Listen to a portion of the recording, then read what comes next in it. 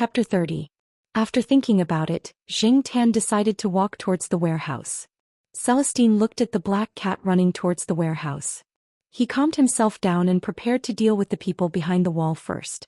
If the cat went over, the senior would probably notice. Xianxia looked at the exhaust fan that was not blocked by barbed wire.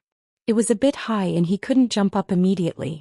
So he climbed up a bit using some scraps of wood placed against the wall and jumped to the exhaust fan vent. Looking through the gap between the fan blades, there was nothing but some discarded items.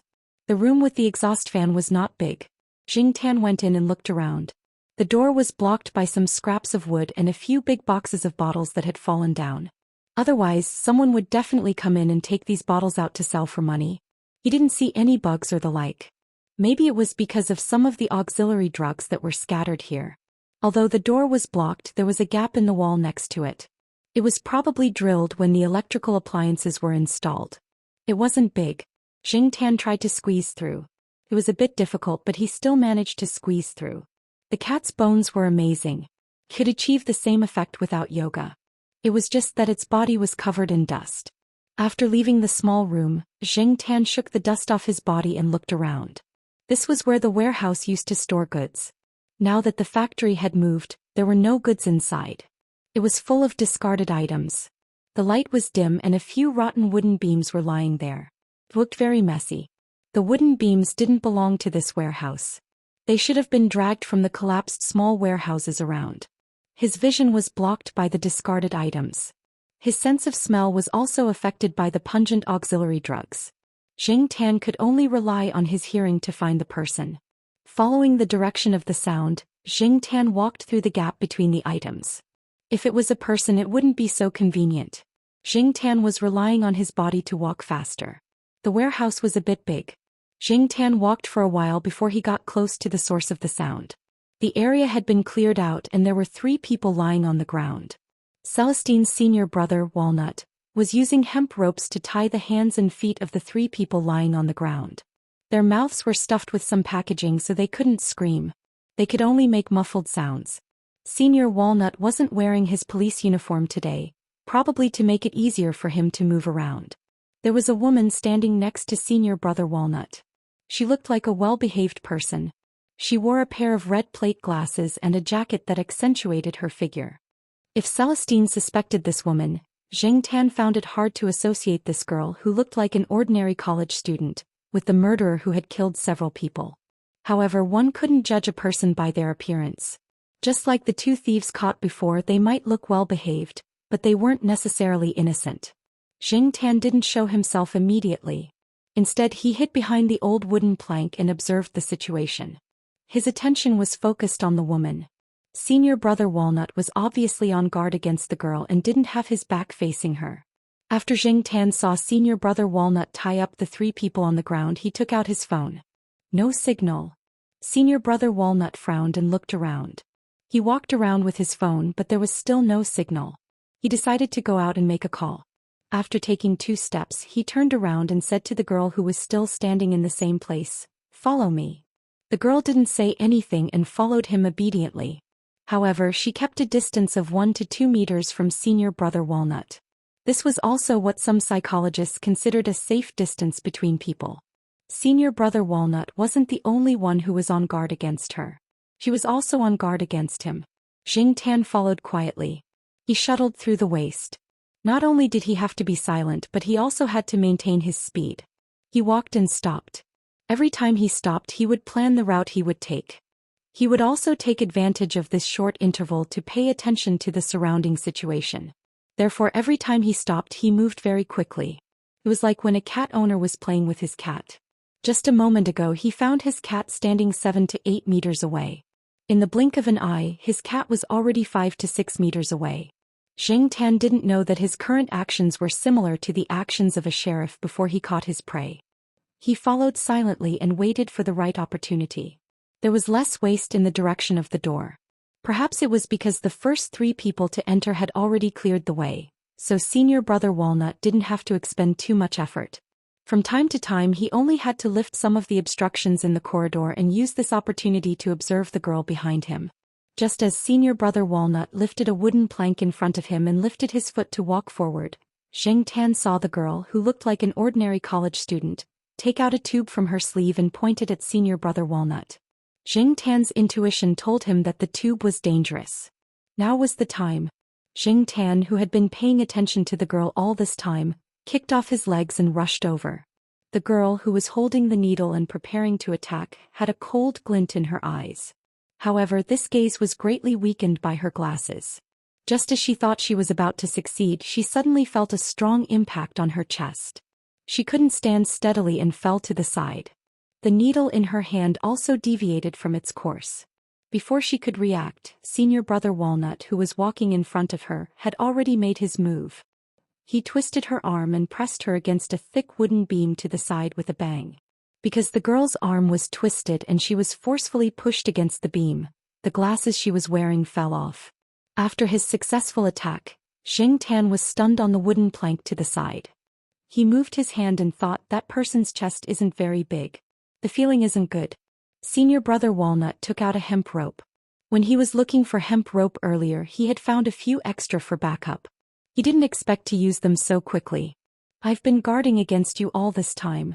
You only revealed your killer move now. Senior brother Walnut looked at the needle that had been nailed to the abandoned wooden plank to the side and then looked at the needle tube that had fallen to the ground. The piston rod had been modified, and the front of the needle tube was different from a normal needle tube.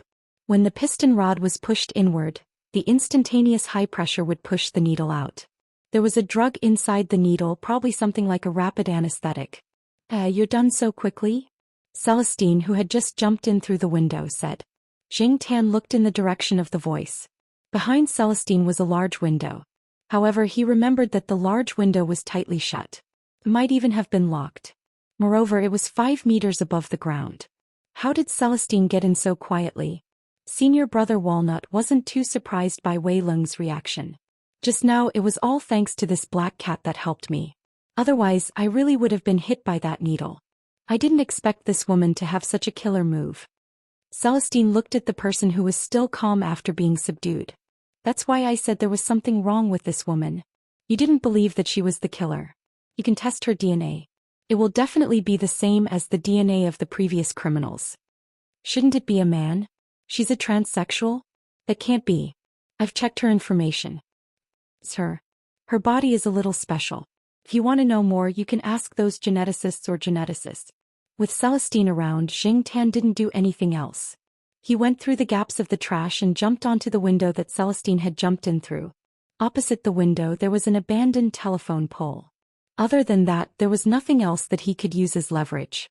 Zheng Tan didn't think that he could use a telephone pole that was still some distance away to jump out like Celestine. So he went back along the path and exited through the exhaust fan.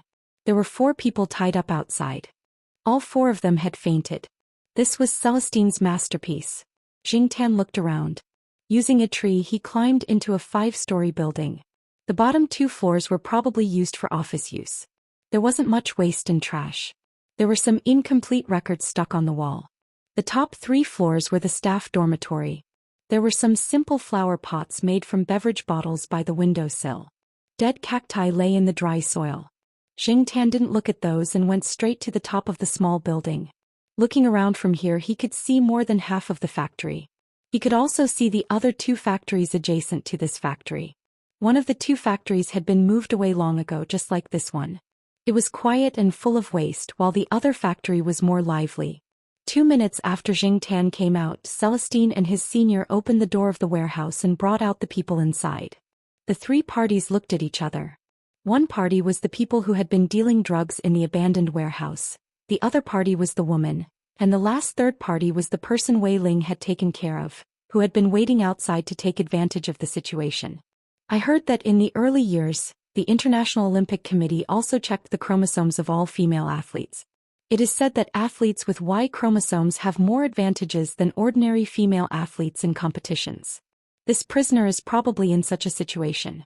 Senior, you are so lucky to encounter such a low probability case. The 2 senior and junior who were guarding the prisoner sat there and chatted with cigarettes in their mouths. They had already called and someone would come to pick them up soon, so they just had to wait here. Listening to Celestine's teasing, He Tao smiled bitterly and shook his head. F***ck. By the way, why did you bring that cat with you? Master said that cats bring good luck. When you are hesitant or don't know where to start, bringing a cat will have unexpected results. So I brought it with me, Celestine replied. He curled his lips. He still couldn't accept his master's words. However, this time the cat did help him. I owe that cat a favor. It's so King uncomfortable. It's okay. It's not the first time you owe a cat a favor. You have experience in how to repay it. CK. After a moment of silence, He asked again, Didn't you say last week that you have plans for a job? Where do you plan to go? What kind of job? Security. Cough. He was so excited that he choked on a mouthful of smoke. He almost coughed out his lungs. You didn't go to the police station or the company, but you went to work as a security guard? What's wrong with your brain? Who had recovered, almost roared. This is my decision after careful consideration. Did you hit your head on tofu before careful consideration? I'm sober. Also, I already told Master. What did Master say? Master said, oh. But after he said that, I heard the sound of a table being smashed on the other end of the phone. He smashed the table with his bare hands again. The emphasis was on the word, again. Judging from the sound, he definitely needs to get a new one. This is the 7th one this year. Even if I buy him a stronger alloy table, he still won't be happy. Of course he won't be happy. He likes to smash the table with his bare hands when he's angry. If he's angry, he has to vent it out. It's better than keeping it in. Anyway, Mao prepared a warehouse full of wooden tables for him. It's enough for a few years. Right? Is there any news about Mao? Itao asked. No. While the two brothers were chatting, Tan was looking at the situation of the carbonated beverage factory next door. The factory had just started to move. At this moment, large trucks were leaving the factory one after another. Tan's attention was attracted by a truck that was being loaded. The workers were moving glass bottles of soda onto the truck. Just as they were moving, a few police cars drove over. One of the workers looked over and said a few words to guess the reason for the police car's arrival. He didn't notice that a round bottle cap rolled over under his foot. He twisted his leg and the box of soda fell out of his hand. The impact of the sudden smash of the soda bottles that were being moved around was extraordinary. Tan looked over there. After a bang, the worker closest to him had his clothes torn by the flying glass shards. The exposed wrists and face of his work uniform were scratched. The injured worker was pulled in to treat his wounds. Only then did Tan's attention return to the factory. The people in the police car had already walked in and were talking to Celestine and his senior. Looking at Celestine's condition, it seemed that he wouldn't be leaving for a while.